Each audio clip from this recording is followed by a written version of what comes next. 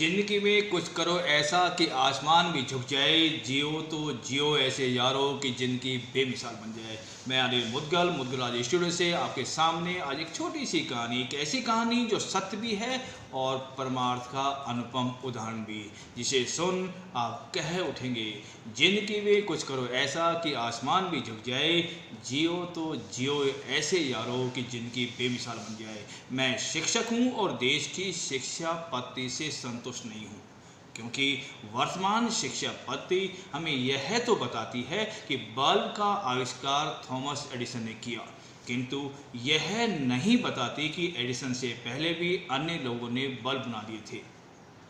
हमें यह तो पढ़ाया जाता है कि हल्दी घाटी के युद्ध में महाराणा प्रताप हार गए थे, किंतु यह नहीं पढ़ाया जाता कि चित्तौड़ को छोड़कर महाराणा प्रताप ने कौन कौन से युद्ध लड़कर पूरे मेवाड़ राज्य पर पुनः आधिपत्य स्थापित कर दिया था।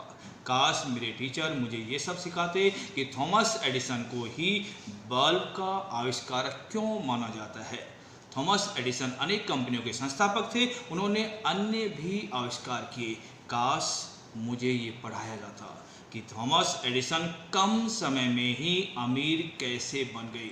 काश मेरे टीचर मुझे यह पढ़ाते कि एडिसन की कंपनी में काम करने वाले हेनरी फोर्ड दुनिया की सबसे ज़्यादा बिकने वाली गाड़ी फोर्ड मोटर कंपनी के मालिक कैसे बन गए।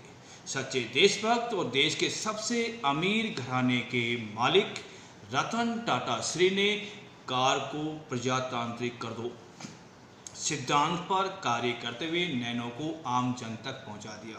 काश मेरे टीचर मुझे ये पढ़ाते कि टाटा समूह इतना बड़ा घराना कैसे बन गया।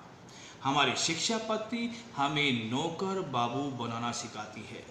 दुनिया के ज़्यादातर अमीर लोग कम पढ़े लिखे हैं, या तो उन्हें स्कूल से निकाल दिया गया या खुद स्कूल छोड़ गए, क्योंकि स्कूल उनकी भूख शांत नहीं कर पाए। इसलिए मैं कहता हूँ कि ऐसे स्कूल और ऐसी शिक्षा पद्धति को बदला जाना चाहिए और उनके स्थान पर ऐसे स्कूल खोले जाने चाहिए जो उद्यमी तैयार करें, सबका साथ सबका विकास सिद्धांत पर कार्य करे, युवाओं को अमीर बनने का रास्ता बताए और वह भी सहृदयता के साथ। जैसा मैंने पहले ही बताया था कि हेनरी फोर्ड बल्ब के आविष्कारक थॉमस एडिसन की एक कंपनी में एक वर्कर के रूप में काम करते थे। एडिसन बहुत ही नेक इंसान थे और अपने कर्मचारियों का बहुत ध्यान रखते थे। कंपनी के मुनाफे को कर्मचारियों में बराबर बांट देते थे, सुख दुख में उनके साथ खड़े रहते थे। फोर्ड को प्रति माह जो मुनाफा मिलता था उसे ड्यूटी के बाद एवं सैटरडे संडे जो समय मिलता था उसका उपयोग कार बनाने में लगाते और एक दिन उनकी मेहनत रंग लाई। एक ऐसी कार बनाई जो सबके लिए थी, यानी सस्ती, सुंदर, मजबूत और टिकाऊ कार। देखते ही देखते हेनरी फोर्ड कार की दुनिया में बेताज बादशाह बन गए।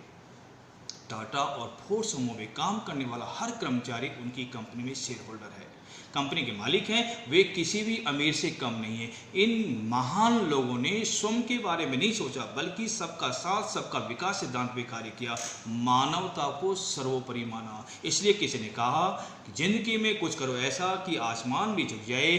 जियो तो जियो ऐसे कि यारो जिंदगी बेमिसाल बन जाए। दोस्तों, ये कहानी आपको कैसे लगी अपनी राय जरूर दीजिएगा। मेरे YouTube चैनल को लाइक कीजिएगा, सब्सक्राइब कीजिएगा। फिर मिलेंगे एक नई कहानी के साथ। तब तक अपने घर पर रहिए, स्वस्थ रहिए, चाइनीज माल का बहिष्कार कीजिए, सौर मंगल का भाव रखिए।